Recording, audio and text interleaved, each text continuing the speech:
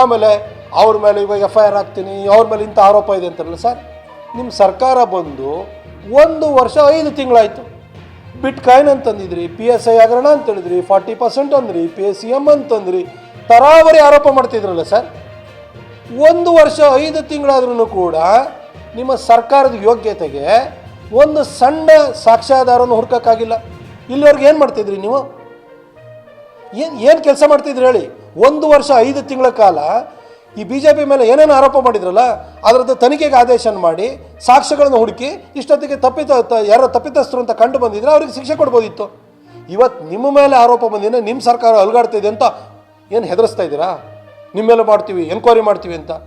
ನಿಮ್ಮ BJPಲಿ ಯಾರು ಒಬ್ಬರಾದ್ರೂ ಕೂಡ ಭ್ರಷ್ಟಾಚಾರ ಮಾಡಿಲ್ದಿದ್ದನ್ನು ತೋರಿಸ್ಬಿಡಿ ನೋಡೋಣ, ನಾನು ಅವ್ರಿಗೆ ಸನ್ಮಾನ ಮಾಡ್ತೀನಿ ಅಂತ ಹೇಳ್ತಿದ್ರಲ್ಲ ಸಿದ್ದರಾಮಯ್ಯ ಸಾಹೇಬ್ರೆ. ಮೈಸೂರಿನಲ್ಲಿ ನಾನು ಕೂಡ 10 ವರ್ಷ MP ಆಗಿ ಕೆಲಸವನ್ನು ಮಾಡಿದ್ದೀನಿ. ಮೂಡಾದಲ್ಲಿ ನಾನು ನನ್ನೊಬ್ಬನು ಬಿಟ್ಟು ಬೇರೆ ಯಾರು ಬೇಕಾದ್ರೂ ಇನ್ವಾಲ್ವ್ ಆಗಿರ್ಬೋದು, ಆದರೆ ನಾನು ಇನ್ವಾಲ್ವ್ ಆಗಿಲ್ಲ ಅಂತ ಹೇಳುವಂತಹ ನಾನು ಒಂದು ಆತ್ಮಸ್ಥೈರ್ಯವನ್ನು ತೋರಿಸಿದ್ದೀನಿ. ಯಾಕೆ ಎಲ್ಲರನ್ನೂ ಕೂಡ ಒಂದೇ ರೀತಿಯಲ್ಲಿ ಹೇಳ್ತೀರಿ? ನಿಮಗೆ ಗೊತ್ತಿರ್ಬೋದು ಯಾರ್ಯಾರ ಬಗ್ಗೆ ನಿಮಗೇನಾದ್ರೂ ಕೂಡ ಸಾಕ್ಷ್ಯಗಳಿತ್ತು, ಯಾರ್ಯಾರು ಭ್ರಷ್ಟ್ರು ಇದ್ರು ಅವ್ರ ಮೇಲೆ ಕ್ರಮ ಕೈಗೊಳ್ಳಿ ಸರ್. ಆದರೆ ಎಲ್ಲರೂ ಕೂಡ ಎಲ್ಲರೂ ಕಳ್ಳರು ಅಂತ ಹೇಳಕ್ಕೆ ಹೋಗ್ಬೇಡಿ. ಒಳ್ಳೆಯವರು ಇದ್ದೀವಿ, ಒಳ್ಳೆ ಕೆಲಸವನ್ನು ಮಾಡಿದ್ದೀವಿ.